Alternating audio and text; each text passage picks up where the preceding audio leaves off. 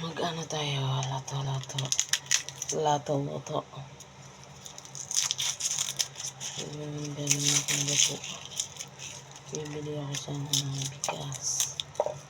Yung kaso, sarado pa yung bibilhan ko. Anong klaseng tindahan yun?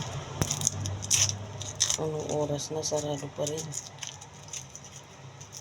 Dapat 5 pa lang dapat bukas na. 5:36. Anong oras 7 na ako pumunta doon, sarado pa rin. Kaya, ayun, umuwi na lang ako. Kasi may binili akong ulams. Ito yung lulutuin.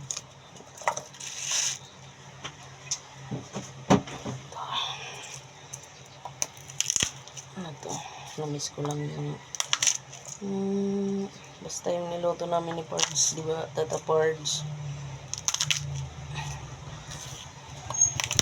Nagkinluto ay yun na. Naubos dahil. Nagkulang pa. May namiling.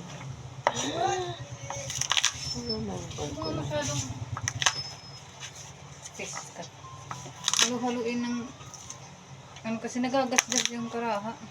Dapat plastic yung ano, di kaya kahoy. Yun na eh. Dapat bumili ka. Yung ano na lang. Yung ito. Pwede yan. Siyo nga ano yan, masusunog yan. Okay. Ayun. Yung pampalaman.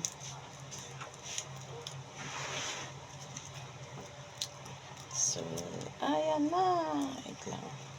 Tapos, ayan, mamaya.